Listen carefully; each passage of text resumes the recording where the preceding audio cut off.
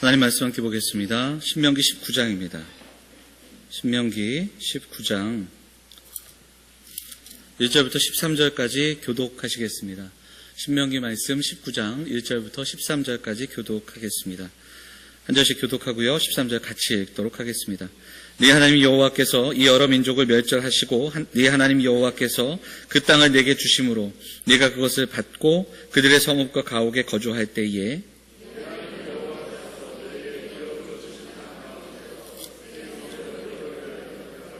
네 하나님 여호와께서 내게 기업으로 주시는 땅 전체를 세 구역으로 나누어 길을 닫고 모든 살인자를 그 성읍으로 도피하게 하라.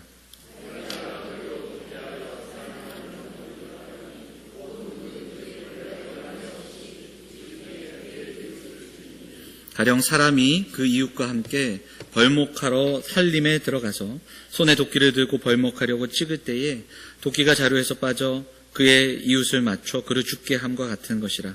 이런 사람은 그 성읍 중 하나로 도피하여 생명을 보존할 것이니라.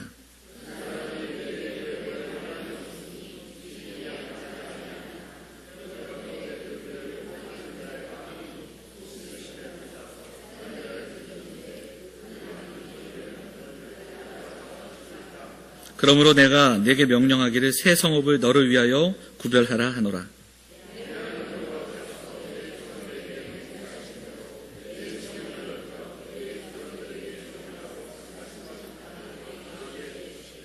또 너희가 오늘 내가 너희에게 명하는 이 모든 명령을 지켜 행하여 네 하나님 여호와를 사랑하고 항상 그의 길로 행할 때에는 이 셋 외에 새 성읍을 더하여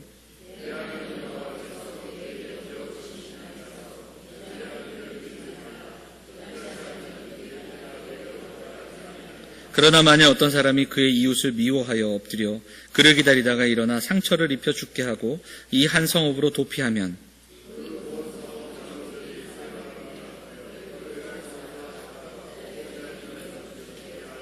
같이 읽겠습니다. 내 눈이 그를 공의히 여기지 말고 무지한 피를 흘린 죄를 이스라엘에서 제하라. 그리하면 내게 복이 있으리라. 아멘. 호산나 찬양대 찬양하시겠습니다.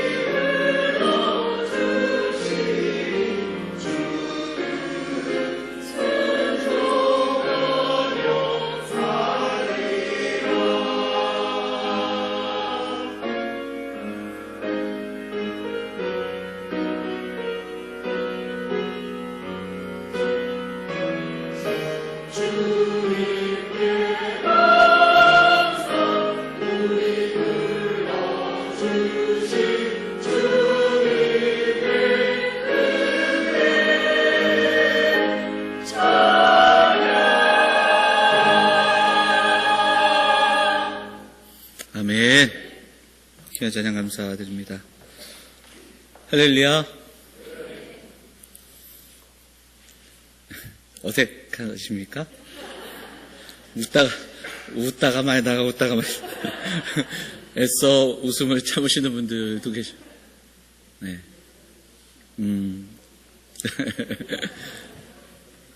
이렇게 잤더니 이렇게 너무 새까맣게 해놔가지고 좀 덜 까만 색도 있던데 참 저도 자다가 깨갖고 깜짝 놀랐습니다. 네. 네. 그 교단 행사가 있을 때마다 가면 저번에도 말씀드렸죠.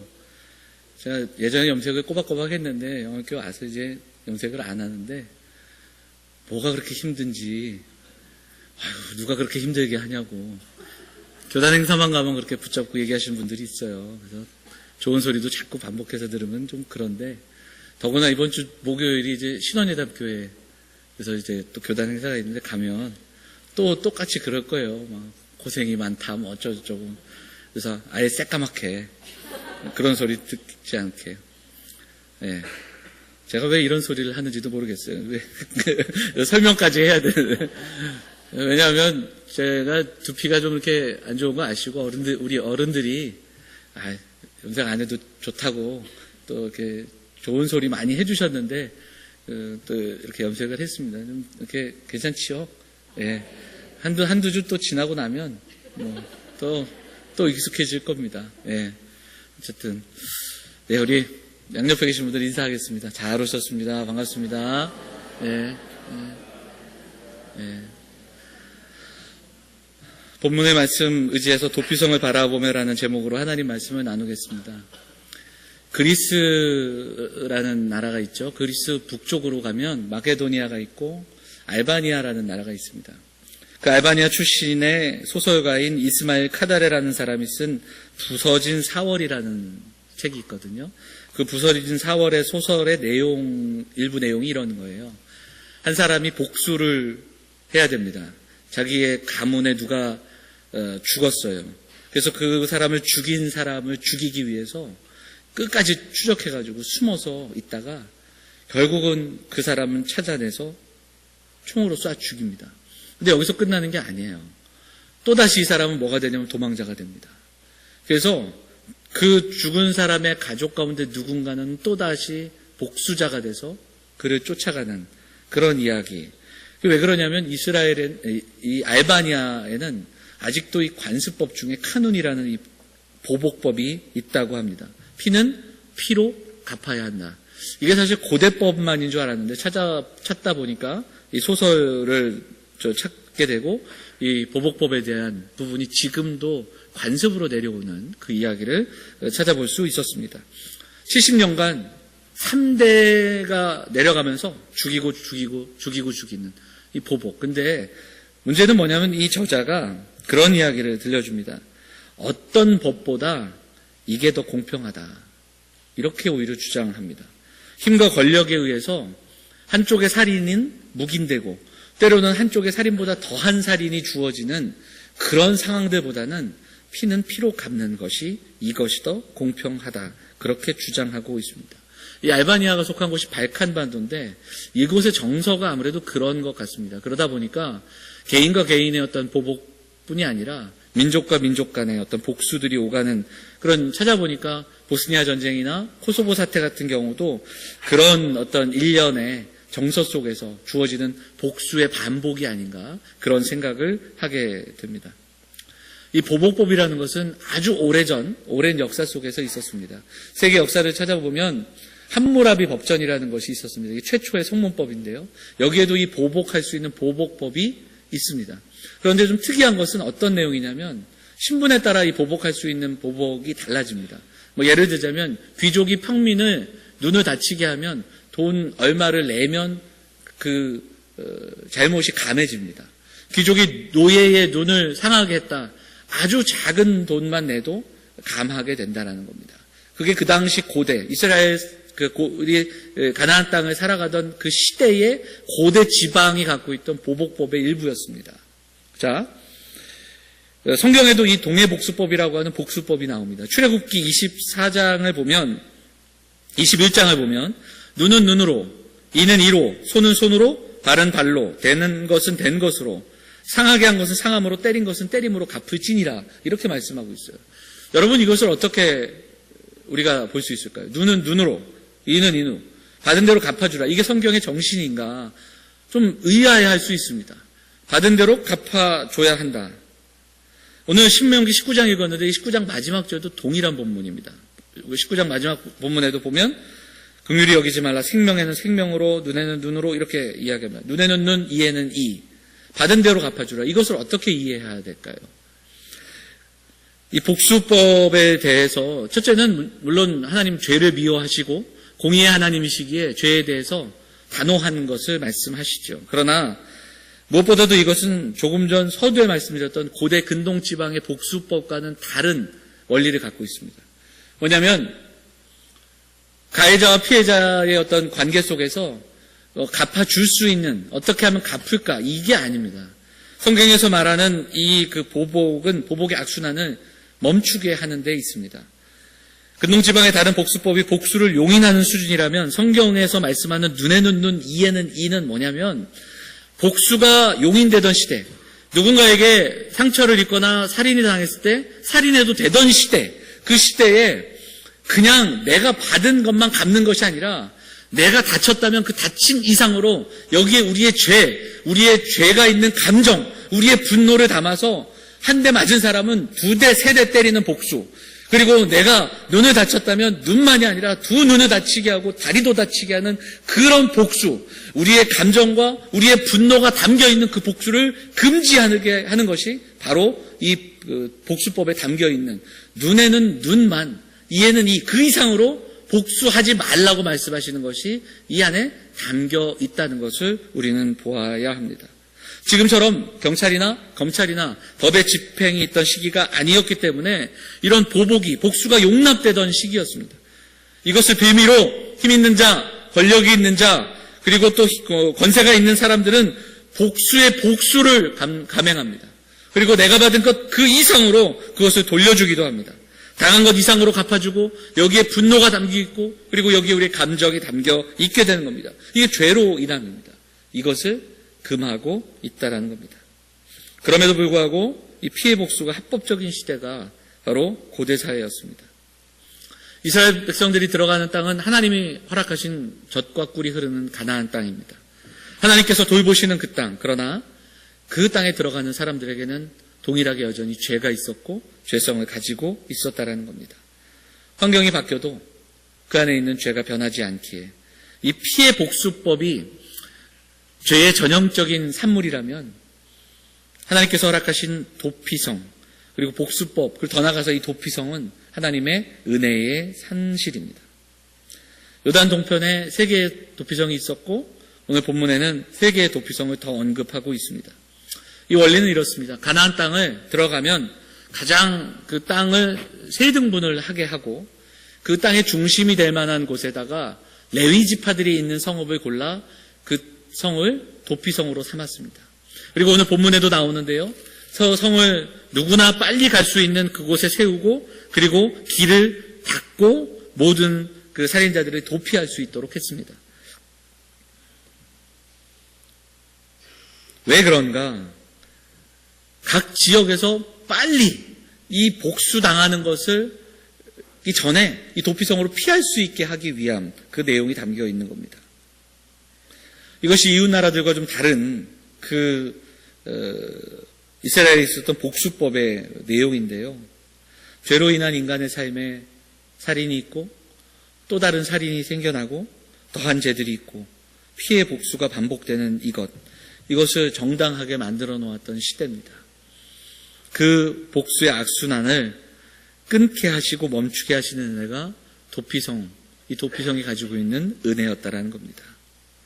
이 도피성을 찾아보니까 단어가 받아들이는 성읍이라는 뜻입니다. 그러니까 누구를 받아들이는가? 다른 성에서는 받아들일 수 없는 사람들, 살인자를 받아들이는 겁니다. 본문에서도 말하는데요. 대표적인 것이 바로 부지 중에 그의 이웃을 죽였다, 이런 표현을 들려주고 있습니다. 4절인데요. 고의가 없었다라는 겁니다.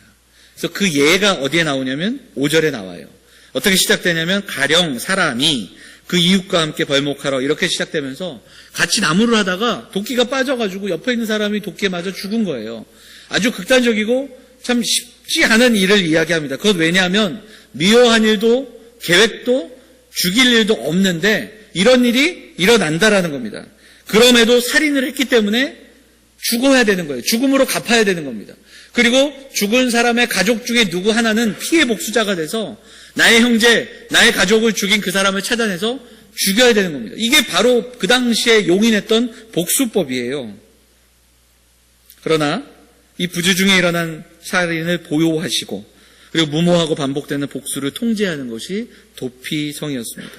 이것은 민수기 35장 그리고 여호수아 20장에도 자세하게 나와 있습니다. 이렇게 살인을 저지른 자는 도피성으로 빨리 피해서 그 도피성의 장로들, 대표자들을 만나서 지도자들을 만나서 사정을 이야기합니다. 내가 이러이러했는데 이런 일들이 있습니다. 이런 억울함을 당했습니다. 그러면 그 사람들은 그 본성업의 사람들을 또 살피고 이것을 자세히 알아본 이후에 판결하여 정말 의도 없는 살인이었다 할 때 그 사람을 들어오게 합니다. 그리고 그를 쫓아오던 사람은 더 이상 그를 죽일 수 없는 것이 바로 도피성의 이야기였습니다. 반대로 그가 주장했었지만 그것이 사실이 아닐 경우, 의도가 있었고 계획된 살인이었을 경우 그 성에 들어갈 수 없습니다. 그러면 그 성에서 내어줄 때 그는 다시 도피성을 나와 복수자를 만나게 되면 죽게 되는 그런 규칙들이 있었습니다. 그럼에도 불구하고 여기서 이 규칙보다 더 중요한 것은 이 도피성을 주신 원리입니다. 간단하게 한번 요약을 해보면 이 도피성이 우리에게 주는 의미, 원리는 첫째는 적과 꿀이 흐르는 땅이지만 하나님의 시선이 머무는 땅이지만 그곳에 해함과 눈물과 상처와 살인과 죄가 있다는 사실입니다. 둘째는 그 죄로 인해 겪는 많은 일들 속에 누구나 실수할 수 있고 그리고 범죄할 수 있고 연약함이 있고 억울함이 있다는 사실입니다. 세 번째, 그래서 그 죄로 인해 용서 없이 복수가 반복되는 그 인생의 악순환을 그치는 하나님의 은혜가 공동체에 필요했고 하나님은 그 은혜를 이스라엘에 허락하셨다라는 겁니다. 이 세 가지 정도로 요약을 하고 난 후에 제가 한 주 동안 이 말씀을 틈나는 대로 읽고 또 생각해 보니까 이것은 그 당시만의 은혜가 아니었다라는 사실을 생각하게 됩니다. 하나님께서 사랑하는 여러분, 우리가 이 땅을 살아갈 때 우리도 누구나 도피성으로 숨어야 할 만한 그런 실수와 그런 또 연약함과 그런 넘어지는 때가 분명히 있습니다. 반대로 우리가 누군가를 복수하기 위해 누군가에게 갚아줘야 할 상황들, 내 감정과 내 분노와 내 피해받은 것들을 그 모든 것들을 담아 누구인가 갚아주고 추격해야 될 그런 삶의 자리가 분명히 우리에게도 생겨난다라는 사실입니다. 그래서 마치 우리도 복수법은 법으로 용인되어 있지 않고 그것이 법으로 용납되지는 않지만 이런 동일한 상황들이 우리의 감정과 우리의 삶과 우리의 관계 속에서 반복되는 그 시대 속에 우리도 분명히 살아가고 있다는 사실을 기억해야 됩니다. 되게 우리가 누군가에게 피해를 입으면 우리는 거기에 대한 보상을 생각하고 그리고 또한 법을 생각하게 됩니다. 법적으로 이 부분들에 대한 어떤 보상이 있을까에 대한 생각을 합니다. 그러나 지금 이 시대에도 힘이 있고 권력이 있고 더한 것을 가지고 있는 자에게 그런 고민은 없습니다. 더한 것으로 갚아주고 또 그것을 뛰어넘어 양보 없이 피해를 갚아주기도 합니다. 이 시대에도 무고한 자들이 죄를 입기도 하고 또 범죄자로 몰리기도 합니다. 이것이 우리가 살아가는 시대에도 남겨져 있는 모습입니다. 죄성으로 특별히 우리는 쉽게 용서하지 못하는 사람들입니다. 아니, 용서할 수 없는 불완전한 사람들. 공평과 정의의 주체로 살아갈 수 있는가? 우리는 과연 그럴 만한 사람인가? 우리를 돌아보아야 합니다. 얼마 전 그 뉴스거리가 됐고 세상을 시끄럽게 했던 PC방 살인 사건이 있었고 그 기사를 계속해서 좀 보면서 그 범인이었던 청년이 마지막에 인터뷰하는 장면을 이렇게 보는데 참 여러 가지 생각들을 하게 됐습니다. 저 친구가 살아오면서 얼마나 많은 무시를 당했길래 그 마음에 저런 분노가 있고 타인을 향한 분노 그리고 또한 그런 마음들 견딜 수 없는 그 마음 그런 분노를 갖고 갇혀 살아왔을까? 그런 생각도 해보게 됐습니다. 그만이 아니라 이 시대에도 그런 분노 속에 그 분노를 억제하지 못해 살아가는 수많은 사람들이 살아가고 있는 것을 보게 되죠. 미국은 법이 제일 잘 돼 있기도 하고, 그리고 세계 경찰 국가라고 하는 군사력으로도 뛰어난 그런 곳입니다. 그럼에도 불구하고 해마다 총기 사고가 일어납니다. 원인은 다 각기 다르지만 이유 없는 그 총기 살인으로 인해 수많은 사람들이 죽어가는 그러한 보도를 우리가 보게 됩니다. 그렇게도 그 보안이 잘 돼 있음에도 불구하고 테러의 위험에서 가장 타겟이 되는 나라가 또 미국이기도 합니다. 이 땅 곳곳에서 여전히 전쟁이 있고, 그리고 또한 우리가 살아가는 삶이 어찌 보면 전쟁 같은 삶을 살아가고 있습니다. 사랑하는 여러분, 우리는요, 우리가 생각하는 것보다 더 악한 사람들입니다. 그리고 그 악한 시대를 살아가고 있습니다. 많은 종교들이, 그리고 세계관이 우리가 원래 선한데 우리 안에 선한 마음이 있으니까 선함을 개발하고 그것을 자꾸 일궈내면 우리는 해탈하게 되거나 성취하게 되거나 그 어떤 이상향으로 우리가 나아갈 수 있다. 이렇게 가르치는 내용들이 많습니다. 하지만 성경은 우리는 하나님의 선함을 따라갈 수 없습니다. 스스로 우리가 그 선한 존재가 될 수 없는 전적인 무능력한, 전적으로 타락한 존재가 우리라는 것을 성경은 오히려 말씀하고 있다는 겁니다. 그래서 우리 오늘 이 말씀을 좀 기억하면서 이스라엘 백성들에게 주셨던 그 도피성의 은혜, 분노와 복수가 있던 그 시대 속에서 잠시 멈춰서서 생각하고, 그리고 하나님의 판단을 기다렸던 그 시대를 돌아보면서 오늘을 살아가는 하나님의 백성들의 마음속에 우리도 도피성을 또한 가지는 사람들이 될 수 있기를 간절히 소망합니다. 그 마음으로 기도하는 저와 여러분 됐으면 좋겠습니다. 분노가 있습니다. 억울함이 있고 상처가 있습니다. 우리의 속상함이 있습니다. 그래서 우리의 마음속에 누군가를 미워하기 시작하고 우리의 마음에 누군가를 가둬두고 그 미움으로 핍박하게 되고 또 손가락질하게 되고 또 우리의 분노를 표출하게 되는 그런 삶의 모습들이 있습니다. 자, 생각해 보세요. 부지 중에 살인을 했습니다. 내가 원하지 않는 상태에서 누군가가 죽게 됩니다. 과실치사라고 하는 오늘날의 그 어떤 범죄의 그 죄의 목도 있죠. 도피성으로 피합니다. 피했으나 그곳에서 어떤 일이 있냐면, 그래, 당신은 범죄가 없어. 당신은 의도적인 살인이 아니야. 이렇게 판결을 받았는데, 그러면 모든 것이 해결되는 것이 아니라 그냥 그 성에 머물러 평생을 살아야 했습니다. 나갈 수가 없었습니다. 고향으로도 또한 자기가 태어난 그 일하던 가족들로 갈 수가 없었습니다. 그냥 그 평생 거기서 살아야 했어요. 그 성은 어디입니까? 레위인들이 모여 살던 성입니다. 이스라엘 백성들을 대표하는 거룩과 경건이 있는 그곳에서 레위인들의 삶을 배우며 답습하며 살아야 했다라는 겁니다. 자신에게 주어진, 덤으로 주어진 또 다른 삶을 살아가듯이 그렇게 살아야 했습니다. 반대로 어떤 사람은 내게 피해를 입힌 그 사람, 내 가족을 죽인 그 사람을 쫓아갑니다. 어떻게든 마음에 분노를 담아 내가 죽이고 말리라 쫓아갔는데 그 도피성 앞에서 놓치게 됩니다. 그 도피성으로 들어간 사람을 기다려야죠. 기다립니다. 왜냐하면 판결을 받아 그 죽음이 바로 그 사람이 의도적으로 죽였다라는 판결이 나오면 그 성에서 나오기 때문에 도피성을 바라보며 기다립니다. 한없이 기다리지만 그 기다리는 그 시간 속에 그는 그의 분노가 잠잠해지는 그런 일들을 경험하게 되는 겁니다. 본문을 보면 도피성의 위치는 참 중요한 것 같습니다. 누구나 피할 수 있는 곳, 그리고 그 길을 닦아서 좀 더 빨리 피할 수 있게 해주는 그 내용이 담겨 있습니다. 사랑하는 여러분, 믿음으로 우리가 살아갑니다. 하나님의 사랑과 은혜로 살아간다고 합니다. 하나님을 섬기며 하나님의 은혜를 붙들며 살아가는 우리의 삶 가운데, 우리의 마음 가운데 하나님의 백성들이라면 이 땅에서 우리는 우리의 마음 한켠에 도피성을 만들어 놓아야 합니다. 분노가 일어나고 그 분노 때문에 누군가에게 갚아주고 말로 갚아주고 행동으로 갚아줘야 할 때, 누군가를 판단하고 그리고 그 정죄할 때, 그때 우리는 잠시 멈춰설 수 있는 하나님의 일하심과 하나님의 응답과 하나님의 음성에 조금 더 귀 기울일 수 있는 그 시간을 갖게 하는 도피성을 갖는 저와 여러분, 우리 성도들 다 되시기를 간절히 소망합니다. 분노로 살아가지 마시고 받은 대로 갚아주지 마시고 그 갚아주는 말로 갚고 행위로 갚는 그 삶을 멈추고 미움과 복수가 아니라 사랑과 용서의 삶으로 그 힘겨운 삶이지만 그 힘겨운 싸움을 감당하며 나아가는 사랑하는 성도들이 되어야 할 줄 믿습니다. 우리의 마음에, 우리의 삶에 도피성, 기도의 골방 함께 만들어서 하나님의 판단, 하나님의 움직이심, 일하심을 기다릴 수 있는 사랑하는 성도들 다 되시기를 주의 이름으로 축원을 드립니다.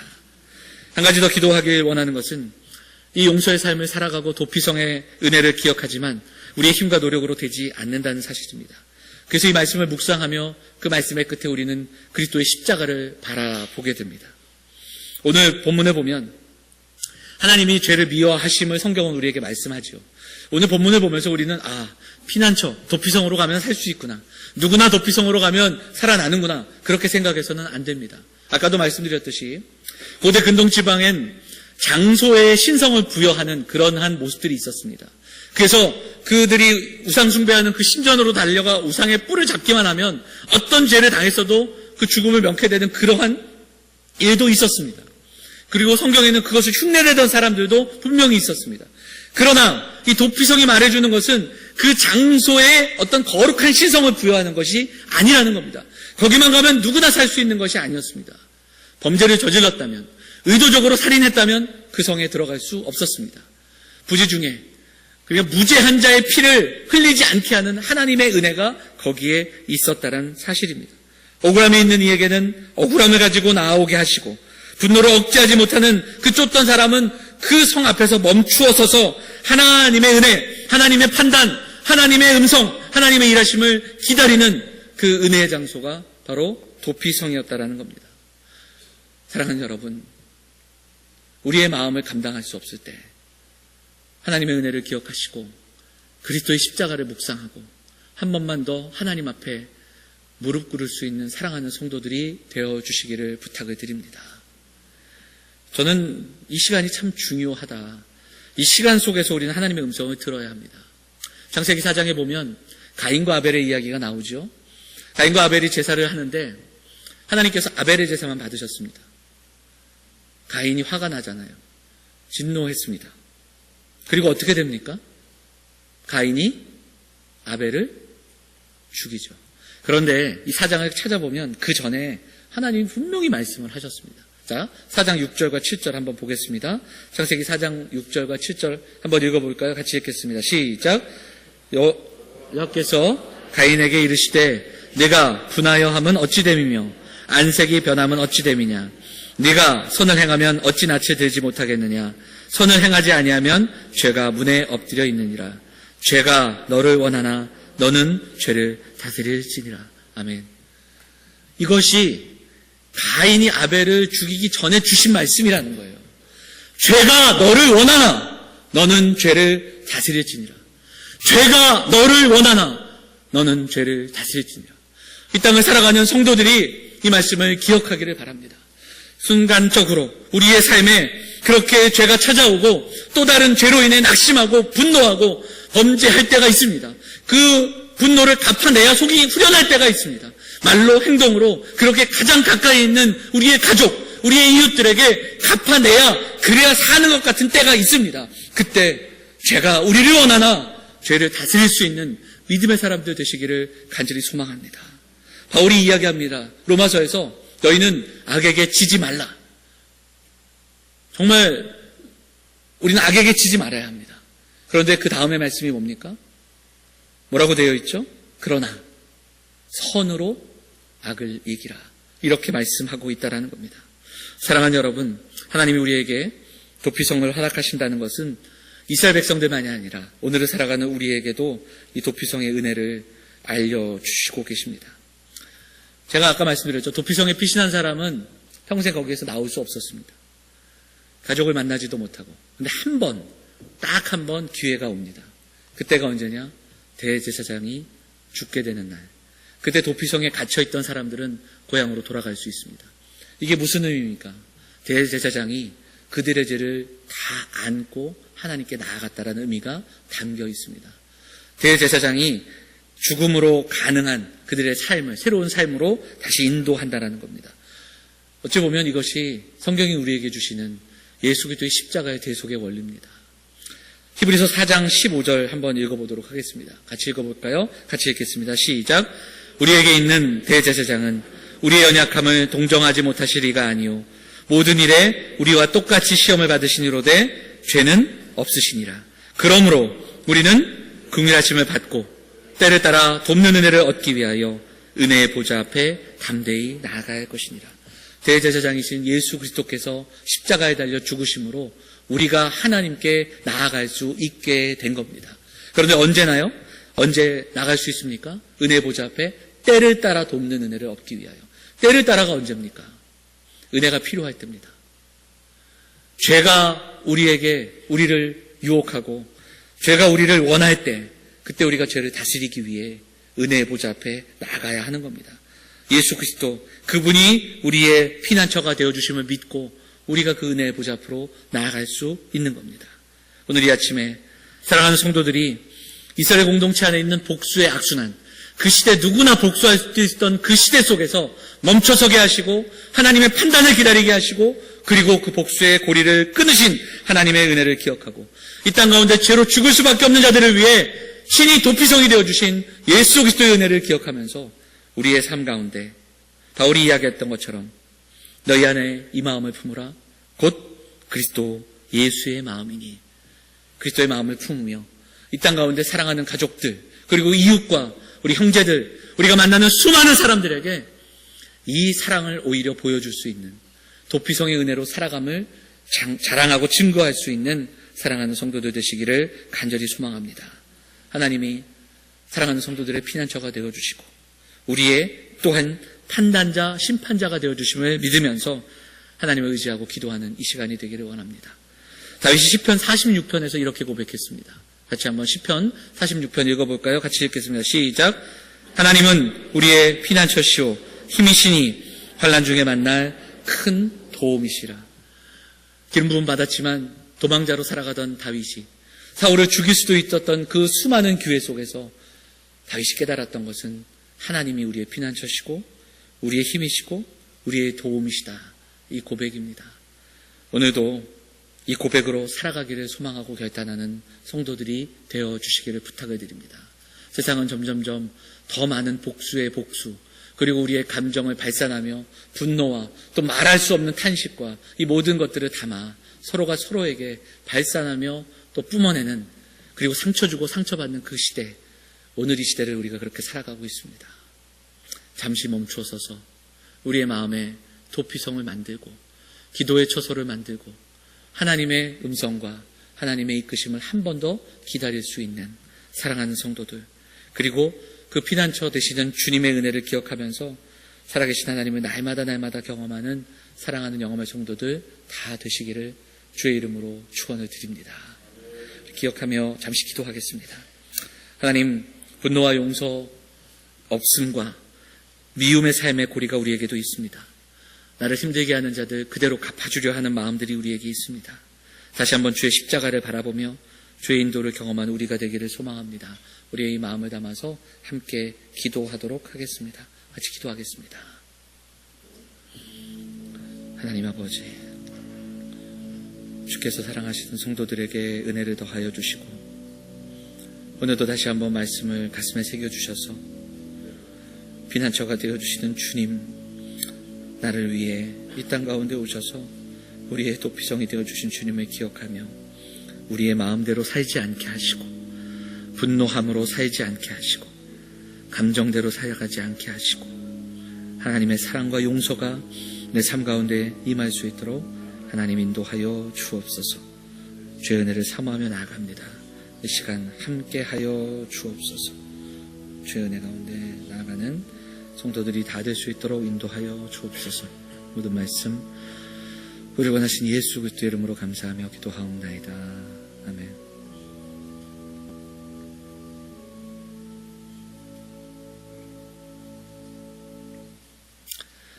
네, 이 시간에는 예배 가운데 오늘 귀한 시간으로 우리 권사님 취임하는 시간을 갖도록 하겠습니다.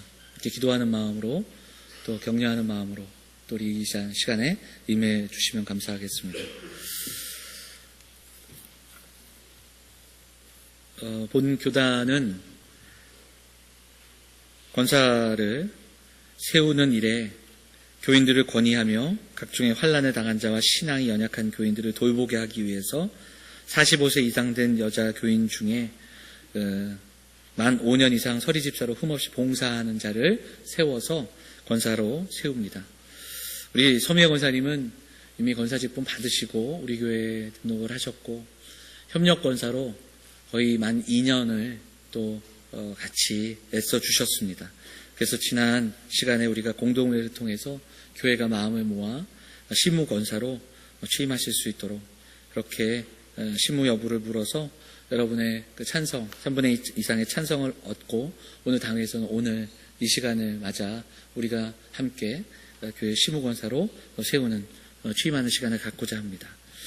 먼저 우리 수서가 길지 않은데요. 먼저 권사님 서약하시고 그리고 우리 교인들도 한번 일어나서 서약하시고 그리고 기도하도록 하겠습니다. 우리 권사님 자리에서 일어나셔서 앞으로 잠깐만 나와주시기 부탁드립니다.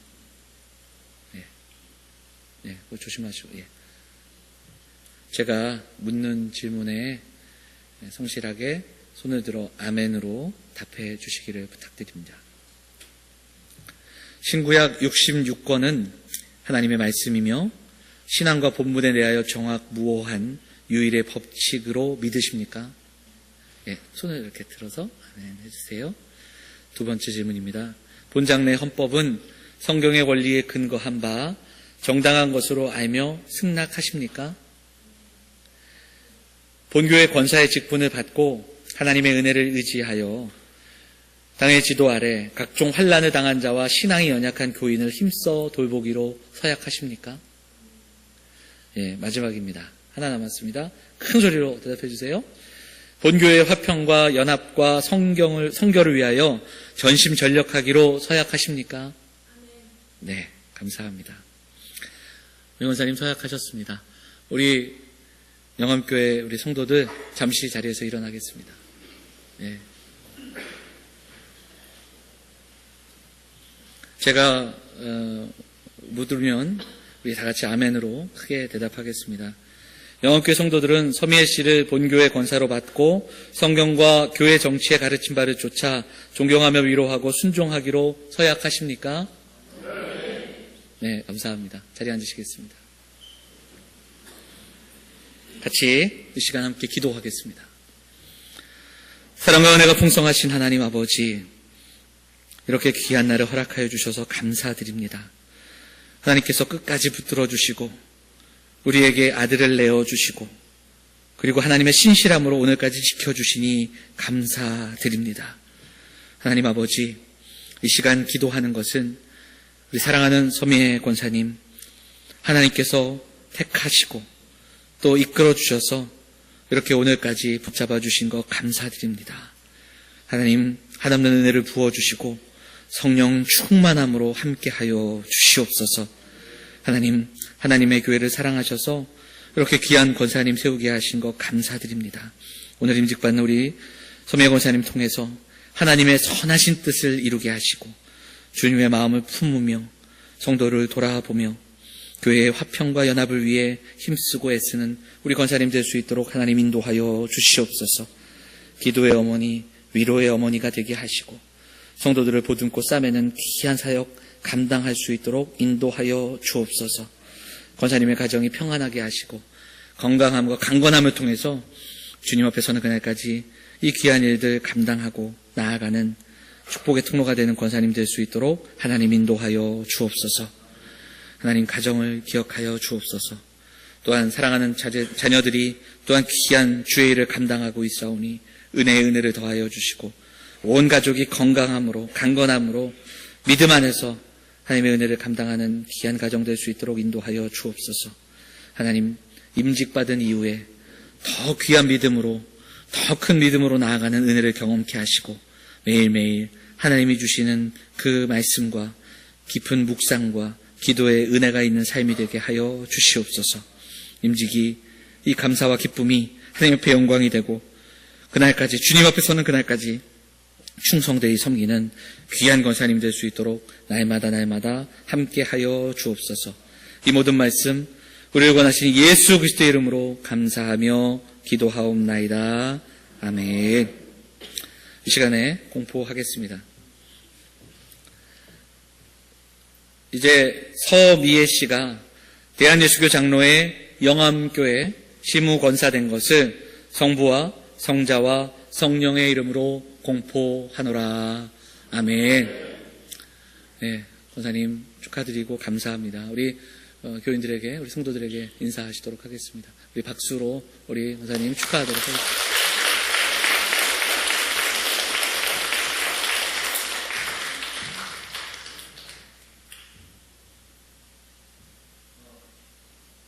권사 취임패 먼저 드리고요. 또 그 뒤에서 진행하도록 하겠습니다. 권사 취임패, 하나님의 은혜와 온 교우의 축복 가운데 권사님으로 취임하심을 진심으로 축하드리며 주님께서 맡겨주신 직분을 잘 감당하셔서 교회를 부흥시키시고 영광의 면류관을 얻으시기를 기원하며 이 취임패를 드립니다. 내가 죽도록 충성하라. 그리하면 내가 생명의 간을 내게 주리라. 2018년 11월 25일 대한예수교 장로회 영암교회 담임목사 김우종, 우리 성도들의 마음을 담아서 우리 취임패 드리도록 하겠습니다. 다시 한번 박수 부탁드리겠습니다.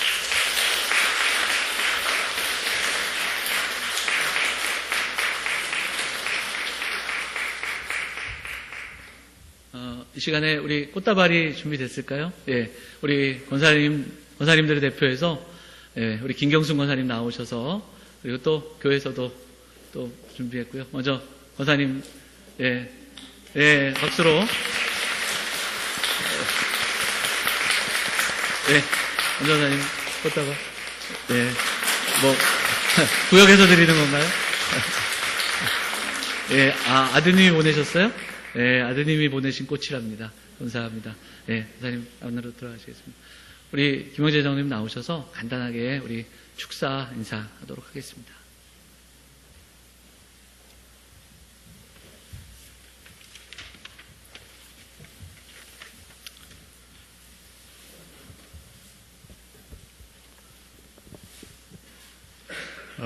우리 소미애 권사님은 두 아들이 있는데 둘 다 하나님의 종으로 키우셨습니다. 권사님은 우리 영암교회 추석하시면서 정말 예배를 생명같이 여기시고 모든 공예회에 열심히 참석해 주셨고, 또 두 아들이 목회를 하시기 때문에 늘 새벽에 나오셔서 정말 열심으로 기도하시고 또 교회와 성도들을 위해서 기도하셨습니다. 또 권사님은 헌신하는 일에 빠지지 아니하시고 항상 협력권사로서 성도들을 돌보셨습니다. 권사님은 또 열심히 전도하셨는데 회여 사업을 하고 계시거든요. 오시는 손님들에게 우리 교회를 소개하셔서 우리 교회에 출석하도록 하셨습니다. 무슨 말씀으로 오늘의 그 축하를 대신하겠습니까? 저는 세 가지 측면에서 축하의 말씀을 드리고자 합니다. 첫째는 모든 성도들이 사모하는 임직을 받으시기에 축하를 드립니다. 디모데전서 3장 1절에 곧 사람이 감독의 직분을 얻으려 함은 선한 일을 사모하는 것이라 함이로다 하셨습니다. 두 번째로는 하나님께서 직분을 주실 때 감당할 수 있는 영육간의 축복도 주시기 때문에 축하를 드립니다. 하나님께서는 직분 주실 때 그 모든 직분을 수행할 수 있도록 물질과 건강과 그 모든 것을 주시기 때문에 축하를 드립니다. 세 번째는 충성된 주님의 종이 되면 주님의 즐거움에 참여할 수 있습니다. 마태복음 25장 21절에 그 주인이 이르되 잘하였도다 착하고 충성된 종아, 내가 작은 일에 충성하였음에 내가 많은 것을 내게 맡기리니 네 주인의 즐거움에 참여할지어다 고 말씀하셨습니다. 오늘 귀한 직분을 받으셨으니까 주의 일에 충성하셔서 항상 평생 주님의 즐거움에 참여하는 기쁨을 맛보시기를 바라겠습니다. 이것으로 축사에 가름하겠습니다. 감사합니다.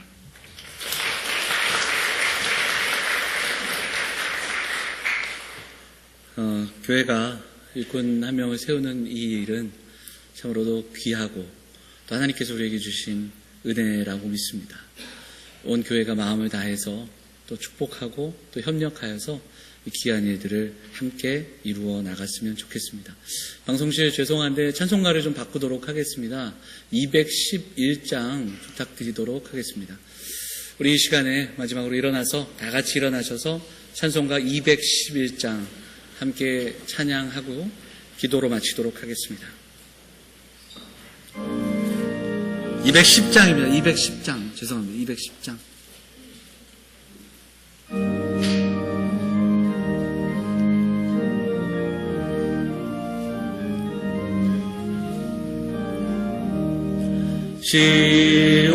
시온성과 같은 교회 그의 영광 안 없다.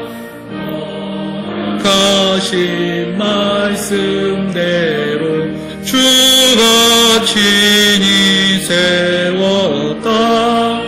안석 위에 세운 교회 흔들 자가 누랴.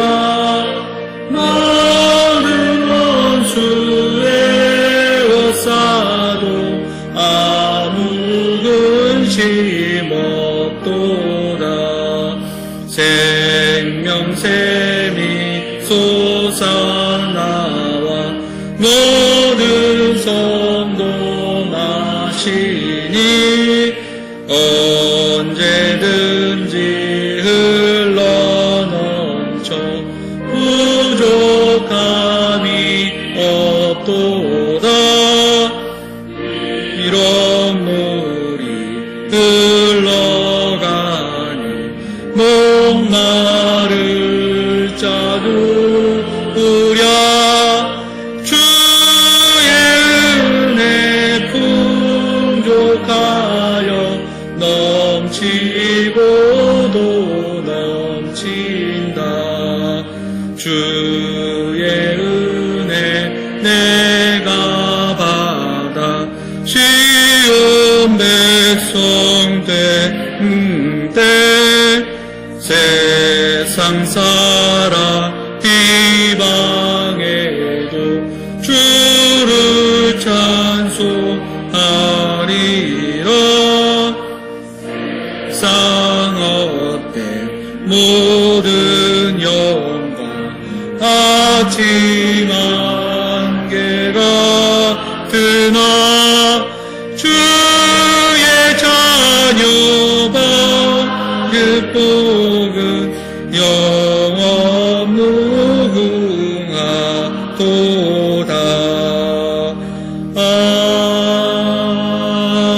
아멘. 함께 기도하겠습니다. 이제는 우리 주 예수 그리스도의 한없는 은혜와 하나님 아버지의 무한하신 사랑과 성령의 감화교통 역사하심이 오늘 권사로 임직받아 주의 교회를 섬기며 성도들을 돌아보기로 힘쓰고 결단하는 사랑하는 서미애 권사님과 저의 가정 머리 위에 그리고 매일매일 주어진 삶 속에서 우리에게 주신 삶, 우리가 누구인지를 잊지 않으며 잠시 멈추고 분노와 시기와 미움을 버리고 피난처 되시는 그리스도의 마음을 바라보며 품으며 살아가기를 결단하는 사랑하는 영험의 성도들과 저들의 가정과 주의 몸된 교회 위에 그리고 이 나라 이 민족 위에 이제로부터 영원토록 함께 하시기를 축원하옵나이다. 아멘.